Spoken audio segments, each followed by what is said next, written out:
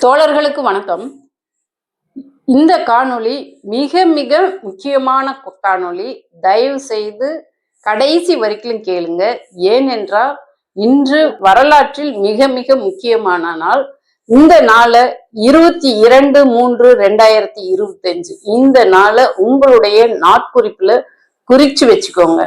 ஏன்னா நம்ம நாட்டுக்கு சூழ இருக்கக்கூடிய ஆபத்திலிருந்து இந்த இன்றைய கூட்டம், தமிழ்நாடு அரசால் கூட்டப்பட்ட இந்த கூட்டம் எப்படி நம்ம நாட்டை காப்பாத்தியது, நம்ம தமிழ்நாட்டை இன்னும் அண்டை மாநிலங்கள்ல இருக்கக்கூடிய மாநிலங்களை ஒட்டுமொத்த இந்தியாவை எப்படி நம்ம சூழ்ந்திருக்கக்கூடிய ஆபத்திலிருந்து காப்பாற்றியது என்று இந்த நாள் மிக முக்கியமான நாள். அதனால உங்களுடைய நாட்குறிப்புல இந்த நாளை குறிச்சுக்கிங்க. ஏன்னா டிஎன்பிசிக்கு ப்ரிப்பேர் ஆகுறவங்க, ஒன்றிய அரசாங்கத்தோட தேர்வுக்கு ப்ரிப்பேர் ஆகுறவங்களுக்குலாம் இந்த கேள்விகள் குறித்து கரண்ட் அஃபேர்லயும் வரலாற்று கேள்விகளையும் கேட்கறதுக்கு வாய்ப்பு இருக்குது. அதனால இந்த கூட்டத்துல யார் யாரு எந்தெந்த கட்சிகள் கலந்துக்கிட்டாங்க என்ன என்பது குறித்து குறிச்சு வச்சுக்கிங்க. நன்றி. நாம இப்போ இந்த கூட்டத்துக்கு போறதுக்கு முன்னாடி நம்முடைய திராவிட பேச்சரங்க சேனலை சப்ஸ்கிரைப் பண்ணிக்கோங்க. இந்த காணொலியை நான் 4 விதமாக வடிவமைச்சிருக்கேன். 4-5 விதமாக. ஒண்ணு எப்படி பேச போறோம்னா, கூட்டு நடவடிக்கை குழு குறித்து பேச போறோம். 2 7 மாநிலம் வந்தது குறித்தும் பேச போறோம். 3 இந்த கூட்டம் வெற்றி பெற்றதா என்பது குறித்து பேச போறோம். 4 தொகுதி வரையறை குறைக்கப்படும் என்று சொல்லி பிரிவினையை தூண்டுகிறதா, ஒரு சிலர் திமுக பிரிவினையை தூண்டிக்கிட்டு இருக்காங்க என்று சொல்லி பேசிட்டு இருக்கிறாங்க. எதன் அடிப்படையில இந்த கூட்டம் கூட்டப்படுது என்பது குறித்து பேச போறோம். 5 இந்த கூட்டம் மாற்றத்தை ஏற்படுத்துமா, வெற்றி பெற்றதா என்பது குறித்து பேசுவோம். சரி, இப்போ முதல் பாயிண்ட்டுக்கு வந்துருவோம். நம்ம கூட்டு நடவடிக்கை குழு குறித்து. அதாவது ஒரு அரசாங்கம் சட்டத்தை, மிக முக்கியமான ஒரு சட்டத்தை பார்லிமெண்ட்ல இயற்றுது அப்படின்னாக்க ஒரு ஜனநாயக அடிப்படையில அந்த அரசாங்கம் செயல்படுகிறது என்றால், அப்ப ஒட்டுமொத்த கட்சியும் ஒன்றாக திரட்டி அந்த கட்சியோட கருத்துக்களை கேட்டு அதுக்கு பிறகுதான் அந்த சட்டத்தை அந்த சட்ட மசோதாவையே தாக்கல் பண்ணுவாங்க, ஜனநாயக முறைப்படி இயங்கக்கூடிய கட்சியாக இருந்தால். ஆனால் இந்த கூட்டத்தை பிஜேபி, மோடி தலைமையிலான பிஜேபி அரசு தான் கூட்டி இருக்கணும். அனைத்து கட்சி கூட்டத்தை கூட்டி இந்த மாதிரி தொகுதி மறுவரையறை கொண்டுட்டு வரோம், உங்களுடைய கருத்துக்களை சொல்லுங்க, எல்லாத்தோட கருத்துக்களையும் கேட்டு அறிஞ்சு அதுல இருக்கிற நல்லது கெட்டது ஆய்வு செய்து அதன் பிறகு நம்ம தொகுதி மறுவரை செய்யலாம் என்று இந்த மாதிரி ஒரு பிஜேபி அரசாங்கம் இது போன்ற ஒரு கூட்டத்தை கூட்டி இருந்தால் இன்று நமக்கெல்லாம் வேலையே இல்லாம போயிருக்கும். ஜனநாயகம் மதிக்கப்படுகிறது என்று நம்ம மகிழ்ச்சியாக நம்ம கருத்து என்னவோ அதை சொல்லிட்டு நம்ம இருந்திருப்போம். ஆனா பிஜேபி அரசாங்கம் RSSின் 100ஆண்டு திட்டமான அந்த திட்டத்தை செயல்படுத்தி இருப்பதால் அவங்க இப்ப ஆட்சி அதிகாரத்தை இருப்பதுன்னா இதை துணை கொண்டு அவங்க கொள்கையை செயல்படுத்துறதுக்கு இது ஒரு வாய்ப்பு என்று அவங்களுடைய கொள்கை என்ன, அரசியலமைப்பு சட்டத்தை சிதைச்சிட்டு மனு தர்மத்தை ஆட்சி செய்ய வேண்டும், ஆட்சி அதிகாரத்துக்கு கொண்டுட்டு வரணும் என்பதுதான் அவங்களுடைய கோட்பாடு. அது அவங்களுடைய கோட்பாடாக இருப்பதனால, கொள்கையாக இருப்பதனால் அவங்க ஜனநாயக முறைப்படி அனைத்து கட்சி கூட்டத்தை கூட்டவும் மாட்டாங்க, கருத்து என்னன்னு கேட்கவும் மாட்டாங்க. பெரும்பான்மையை வச்சுக்கிட்டு அவங்க இஷ்டத்துக்கு அவங்க என்ன சட்டங்களை இயற்றணுமோ அந்த சட்டத்தை இயற்றி முடிச்சிருவாங்க. இதுக்கு முன்னாடி இது போன்று அவங்க சட்டத்தை ஒரே நாளையில சட்டம் கொண்டுகிட்டு வந்ததையும் நம்ம பார்த்திருக்கிறோம். காஷ்மீர்ல 370 சட்டம் கொண்டுகிட்டு வந்தாங்க, முத்தலாக் சட்டம் கொண்டுகிட்டு வந்தாங்க, 3 வேளாண் சட்டத்தை யாருடைய கருத்தையும் கேட்காம அவங்க இஷ்டத்துக்கு கொண்டுட்டு வந்தாங்க. இந்த மாதிரி பல சட்டங்களை கொண்டுகிட்டு வந்திருக்காங்க. அதனால இந்த கட்சி ஜனநாயக அடிப்படையில இயங்காதனால கண்டிப்பா இவங்க அனைத்து கட்சி கூட்டவும் இல்லை, கேட்கவும் இல்லை. இது வரைக்கும் தொகுதி மறுவரை குறித்த எந்த ஒரு விளக்கமும் கொடுக்காம இருக்காங்க. மாண்புமிகு முதல்வர் அவர்கள் இந்த மாதிரி ஆபத்து இருக்குது என்று பேசணும். தென் மாநிலங்கள்ல பிரதிநிதித்துவம் குறையும் வாய்ப்பு இருக்கு, ஆபத்து இருக்கு என்று பேசினதுக்கு அப்புறம் அமித்ஷா அவர்கள் வந்துட்டு இல்ல தென் மாநிலங்கள்ல இந்த எண்ணிக்கை குறையாதுன்னு மட்டும் சொல்லிட்டு போனாரு. என்ன மாதிரி வரையறை பண்ணுவோம் என்ற அந்த இதை அவங்க இது வரைக்கும் பார்லிமெண்ட்லயும் பேச சொல்லி, நம்ம எம்பிக்கள பேச சொல்லி அனுமதிக்கல. இது வரைக்கும் அவங்க விளக்கமும் சொல்லல. சரி, அடுத்த பாயிண்ட் என்னன்னாக்க 7 மாநிலத்துல இருக்கிற இந்த கட்சிகள், ஆளுங்கட்சியா இருந்தாலும் சரி, அங்க இருக்கிற பிரதான கட்சிகள்லாம் வந்திருக்கிறாங்க. இப்போ நான் முதல்லயே சொன்ன மாதிரி இந்த கூட்டத்தை வந்துட்டு ஒண்ணு அரசு ஆண்டுகிட்டு இருக்கக்கூடிய தேசிய கட்சியாக இருக்கக்கூடிய பிஜேபி கட்சி கூட்டி இருந்தாக்க இப்ப நமக்கு இந்த பிரச்சனையே இருக்காது, ஜனநாயகப்படி செயல்படுறாங்கன்ட்டு போயிரும். சரி, அவங்க செய்யல இன்னொன்னு. அப்போ தேசிய கட்சியாக இருக்கக்கூடிய காங்கிரஸ், பிரதான எதிர்கட்சியாக இருக்கக்கூடிய காங்கிரஸ் கட்சி கூட்டல. ஆனால் ஒரு மாநில கட்சியாக இருந்து கொண்டு தமிழ்நாட்டுல, அதுவும் ஒரு திராவிட முன்னேற்ற கழகத்தின் தலைமையில இருக்கக்கூடிய ஒரு கட்சி, ஒரு மாநில கட்சியின் தலைவர், அவர் இந்த தொகுதி வரையறையின் ஆபத்தை முன்கூட்டியே உணர்ந்து இத மற்ற மாநில தலைவர்களுக்கும் இங்க பேசக்கூடியது வட மாநிலங்களுக்கும் எதிரொலிக்கணும்ட்டு நம்ம எம்பிக்களை, திராவிட முன்னேற்ற கழக தோழர்களை இங்கிலீஷ்ல டீலிமிட்டேஷன்னா என்னன்னு சொல்லி பேச வச்சு அதை இணையதளத்தின் உதவி கொண்டு அதை மற்ற மாநிலங்களுக்கெல்லாம், மற்ற மொழி பேசும் மாநிலங்களுக்கெல்லாம் தெரியுற மாதிரி ஆங்கிலத்துல பேச வச்சு அந்த காணொலியெல்லாம் அனுப்பிவிட்டு டீலிமிட்டேஷனோட ஆபத்து குறித்து விளக்குனாரு. அது மட்டும் இல்ல, இந்த தொகுதி மறுவரையுடைய ஆபத்து குறித்து பேசுவதற்கு இன்னைக்கு 22ஆம் தேதி கூட்டத்துக்கு எல்லா தலைவர்களையும் வர வைக்கிறதுக்காக எல்லா மாநில கட்சிகளுக்கும், 7 மாநில கட்சிகளுக்கும் அந்தந்த தலைவர்களை போய் பார்க்கறதுக்கு எம்பி எம்எல்ஏ அமைச்சர்கள் இந்த மாதிரி முக்கிய தலைவர்களை அனுப்பி வரவேற்பு கொடுத்துட்டு வந்தாங்க. இப்படி ஒரு மாநில கட்சியோட தலைவரின் வரவேற்பை ஏற்று அவங்களுடைய கொள்கை என்னன்னு புரிஞ்சுக்கிட்டு அந்த 7 மாநில தலைவர்களையும் நம்ம ஏதோ இவங்க கூப்பிட்டாங்க அதனால வந்தாங்க அப்படின்லாம் சொல்லிட முடியாது. அவங்களும் பல ஆண்டுகளாக அரசியல் செய்து அனுபவம் வாய்ந்தவர்களாக இருப்பதனால், இந்த தொகுதி மறுவரையோட ஆபத்தை உணர்ந்ததனால் அவங்களும் அந்த ஈகோ பார்க்காம, ஒரு மாநில கட்சி தானே கூப்பிடுது என்று ஈகோ பார்க்காம கூப்பிட்ட உடனே எல்லா கட்சிகளும் ஒற்றுமையாக, அதாவது இப்ப பஞ்சாப்ல எதிரெதிர் துருவத்தில் இருக்கக்கூடிய அந்த கட்சிகள்லாம் கூட ஒன்னா வந்திருக்காங்க. அதே போல தெலுங்கானாவுல எதிரெதிர் துருவத்துல இருக்கக்கூடிய 2 கட்சிகளும் அவங்களும் கலந்துக்கிட்டு அவங்க கருத்தை சொல்லியிருக்காங்க. அப்படி பார்த்தோம்னா இந்த 7 மாநிலத்துல இருக்கிற 4 முதல்வர்கள் உட்பட முக்கிய தலைவர்கள்லாம் கலந்துக்கிட்டு இந்த கூட்டத்துல அவங்களுடைய கருத்தை சொல்லியிருக்காங்க. அப்படின்னா இந்த தலைவர்களும் உண்மையிலேயே இந்த ஜனநாயகத்தின் மீது உள்ள ஆபத்தை எப்படி நம்ம அதுல இருந்து மக்களை காப்பாத்துறது, ஜனநாயகத்தை காப்பாத்துறது என்ற உண்மையான ஒரு அந்த போர்க்குணத்தோடு இங்க வந்திருக்காங்க என்ற அந்த முறையில அந்த தலைவர்களுக்கும், அந்த தலைவர்களையும் நினைத்து நாம பெருமை கொள்ள வேண்டியது. இந்த கூட்டத்தை எல்லாம் ஒருங்கிணைத்த நம்முடைய தமிழ்நாடு தான் அது ஒருங்கிணைச்சது என்று சொல்லும்போது இன்னும் கூடுதல் பெருமை நமக்கு இருக்குது. அதோட நம்முடைய தலைவர், திராவிட முன்னேற்ற கழகத்தின் தலைவர், இத்தனை கட்சி தலைவர்களை ஒருங்கிணைச்சிருக்காங்கன்னும் போது திமுக என்பதனால நமக்கு இன்னும் கூடுதல் பெருமை கொள்ளலாம்.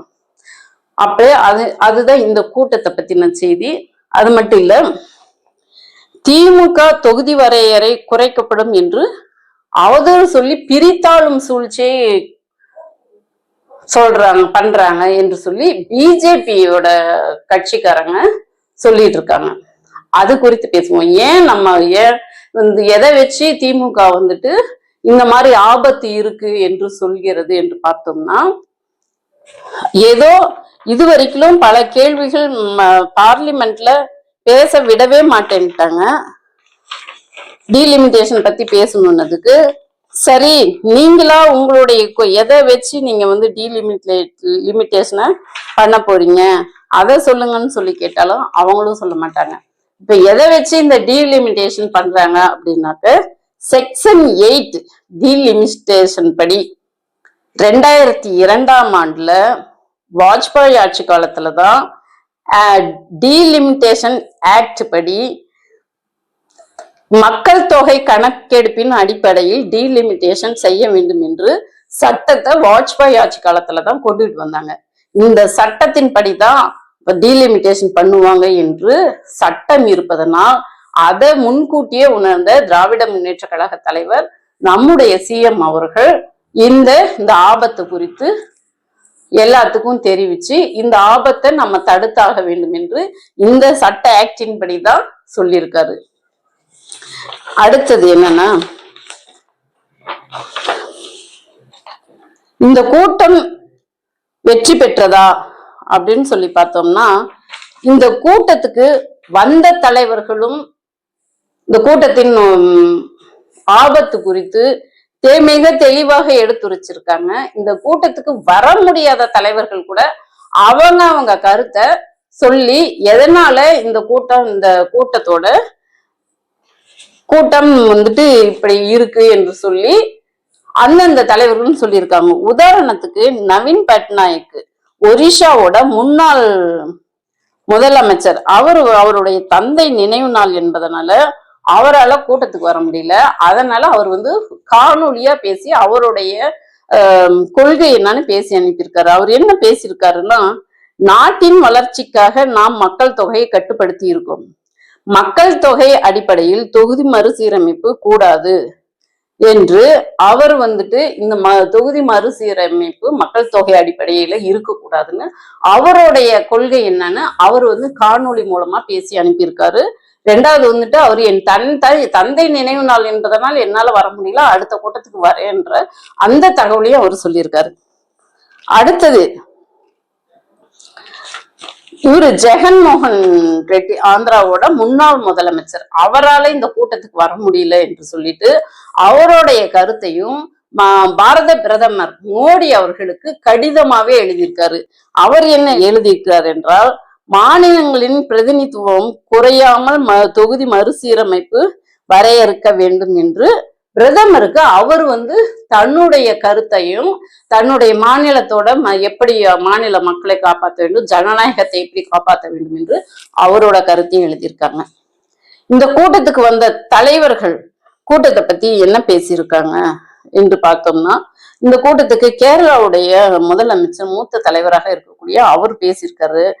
பன்முகத்தன்மையை இந்தியாவின் பலம், எண்ணிக்கை மட்டும் குறைவது பாஜகவின் ஆதிக்கத்திற்கு வழிவகுக்கும். எண்ணிக்கை குறைவது, தொகுதி அமைப்பு என்பது நம் கழுத்தின் மீது தொங்கப்படும் கத்தி என்று சொல்லி அவர் தன்னுடைய கருத்தை இந்த கூட்டத்துல வந்திருக்கிற ஒவ்வொரு தலைவர்களும் பேசியிருக்காங்க. அதே போல வந்துட்டு ரேவந்த் ரெட்டி பேசியிருக்காரு. மக்கள் தொகையை கட்டுப்படுத்தியதற்கு இது வந்து தண்டனையா அப்படின்னு சொல்லி கேள்வி கேட்டு இதற்கான முயற்சியில் டெல்லியில் வந்து எடுக்க வேண்டும். இந்த கூட்டு நடவடிக்கை குழு வந்து டெல்லியில போய் கோரிக்கை வச்சு போராடணும்னு சொல்லிட்டு அவருடைய கோரிக்கையும் வச்சிருக்காரு. கோரிக்கையை வச்சது மட்டும் அல்லாமல் அவரே தானாக முன் வந்து அடுத்த கூட்டத்தை ஹைதராபாத்ல நான் நடத்துறேன் என்று சொல்லி அந்த விருப்பத்தையும் தெரிவிச்சதன் அடிப்படையில இந்த கூட்டத்திலேயே முடிவு பண்ணிட்டாங்க. அடுத்த கூட்டம் ஹைதராபாத்ல நடக்கும். இது போன்று ஒவ்வொரு தலைவர்களும், அதே போல பஞ்சாப் முதலமைச்சர் சொல்லியிருக்காரு, தமிழ்நாடு, பஞ்சாப், ஆந்திரா, தெலுங்கானா மட்டும் பாதிக்கப்படல, மக்கள் தொகை கட்டுப்படுத்தி அனைத்து மாநிலங்களும் பாதிக்கப்படும், இது மட்டும் பாதிக்கப்படல, அனைத்து மாநிலங்களும் பாதிக்கப்படும். அதனால ஆம் ஆத்மியோட 100% ஒத்துழைப்பு வழங்கப்படும் அப்படின்னு சொல்லி அவரும் சொல்லியிருக்காங்க. அதே போல KT ராமராவ், PRS கட்சியோட தலைவர், அவரு பேசியிருக்கிறாரு. உரிமைகளை காக்க போராடுவதில் தமிழ்நாடு முன்மாதிரி மாநிலமாக திகழ்கிறது என்று சொன்னதோடு மட்டும் இல்லாம இந்த டீலிமிட்டேஷன் குறித்து தென்மாநில மக்கள் தொகை அடிப்படையில தொகுதி வரையறை செய்யக்கூடாது என்று அவருடைய கருத்தையும் சொல்லியிருக்காங்க. கர்நாடகாவோட துணை முதல்வர் DK சிவகுமார் அவர்கள் இந்த கூட்டு நடவடிக்கை குழு நாட்டுக்கு ஒரு செய்தியை சொல்லணும்னு கேட்டுக்கிட்டு நம் குரல்கள் நசுக்கப்படுவதையோ கலாச்சாரம் அழிக்கப்படுவதையோ ஒருபோதும் மதிக்க மாட்டோம் என்று சொல்லி இந்த கூட்டு நடவடிக்கை குழுவோட கொள்கை தலைவர்கள் அவங்க கருத்தை இங்க வெளிப்படுத்தினதோடு மட்டும் இல்லாம இந்த கூட்டு நடவடிக்கை குழு தீர்மானங்களையும் நிறைவேற்றிருக்கு. அதுல மிக முக்கியமான தீர்மானமாக வந்துட்டு தொகுதி மறுவரையை 25 ஆண்டுகளுக்கு ஒத்தி வைக்க வேண்டும் என்று சொல்லியிருக்கிறாங்க. அது மட்டும் இல்ல, அப்படி தொகுதி மறுவரை செய்தாலும் 1971 அடிப்படையில எவ்வளவு மக்கள் தொகை இருந்தாங்களோ அந்த மக்கள் தொகையை கணக்கிட்டு தான் தொகுதி மறுவரை செய்ய வேண்டும் என்று தீர்மானம் நிறைவேற்றிருக்காங்க. அடுத்தது வந்து தாய்மொழிக்கு முக்கியத்துவம் கொடுக்க வேண்டும் என்று சொல்லி தீர்மானம், இந்த மாதிரி பல்வேறு தீர்மானங்களை நிறைவேற்றி இருக்காங்க. இந்த கூட்டம் இத்தனை தலைவர்கள் ஒன்று சேர்ந்து தங்களுடைய வர முடியாத தலைவர்களும் தங்களுடைய கருத்தை தெரிவித்ததன் மூலமாக இந்த மக்களுக்கு வந்துட்டு ஆளும் பாஜகவுக்கு அவங்களுக்கு ஒரு அச்சத்தை ஏற்படுத்தியிருக்காங்க. இந்த கூட்டத்தின் மூலமாக நம்ம வந்துட்டு இந்த நாட்டோட ஜனநாயகத்தை காப்பாற்றுவோம் என்ற ஒரு நம்பிக்கையை மக்களுக்கு, இன்னும் கூட்டணி கட்சி தலைவர்களுக்கும் ஒரு நம்பிக்கையை கொடுத்திருக்கு இந்த கூட்டம். இந்த கூட்டத்தை மாண்புமிகு முதல்வர் அவர்களால் கூட்டப்பட்டது என்று நினைக்கும் போது உள்ளபடியே தமிழ்நாட்டு மக்களாக பெருமை கொள்வோம், திராவிட முன்னேற்ற கழகத்தின் தொண்டர்களாக பெருமை கொள்வோம். அதே போல இந்த கூட்டத்தின் மாற்றம் எந்த மாதிரி மாற்றத்தை ஏற்படுத்தும் என்று பார்த்தோம்னாக்க, இப்போ வந்துட்டு இத்தனை தலைவர்களும் ஒன்று கூடி அவங்க கருத்தை வெளியிட்டதன் மூலமாக கருத்தை வெளியிட்டுட்டு இன்றோடு களைய போவதில்லை இந்த கூட்டம். மீண்டும் மீண்டும் அடுத்தடுத்து நடவடிக்கைகள் இந்த கூட்டு நடவடிக்கை குழு ஒன்று கூடி இதை எப்படி முன்னெடுக்கலாம் என்று கூடி இந்த தொகுதி வரை குறித்து எடுத்தது வெற்றி பெறும் வரைக்கும் ஆளும் பிஜேபி அரசுக்கு அச்சுறுத்தும். இன்னைக்கே வந்துட்டு அமித்ஷா அவர்கள் பேசியிருக்காங்க, இது வரைக்கும் வந்துட்டு ஹிந்தியில தான் சர்க்குலர் அனுப்புவேன், இங்கிலீஷ்ல நம்ம எம்பிக்கள் கடிதம் கொடுத்தாக்க கூட அவங்க ரிப்ளை ஹிந்தியில தான் கொடுத்துட்டு இருந்தாங்க. ஆனா இன்று அமித்ஷா அவர்கள் பேசியிருக்காங்க, அவங்க தாய்மொழியில இனிமே பதில் கொடுக்கப்படும், முன்னுரிமை கொடுக்கப்படும் என்று அவர் அமித்ஷா அவர்கள் பேசியிருக்காரு. அப்போ இந்த கூட்டம் ஆளும் பிஜேபி அரசாங்கத்துக்கு ஒரு அச்சுறுத்தலை ஏற்பட்டிருக்குது. அமித்ஷா பேச்சில இருந்தே இந்த கூட்டம் வெற்றி பெற்று இருக்கிறது என்றுதான் வெற்றி அடைஞ்சிருச்சு, நம்ம நோக்கம் வெற்றி பெற்று இருக்குது என்று நம்ம சொல்லலாம். நம்ம ஒன்றுபட்டு அனைத்து இந்த கூட்டத்துல பேசின தலைவர்கள் எல்லாம் ஒன்றுபட்டு ஒரு கட்சி வேறுபாடுகளை கலந்து ஒன்றுபட்டு வென்று காட்டுவோம் என்று பேசியிருக்கிறாங்க. கண்டிப்பா இந்த கூட்டம் வெற்றி பெறும். இந்த டீலிமிட்டேஷன்ல இருந்து ஜனநாயகத்தை காப்போம் என்று கூறிக்கொண்டு இந்த காணொலியை பார்த்துட்டு இருக்கிறீங்க, உங்களோட கருத்துக்களை நம்மளோட பகிர்ந்து கொண்டு திராவிட பேச்சரங்க சேனலை சப்ஸ்கிரைப் பண்ணிக்கோங்க. நன்றி, வணக்கம்.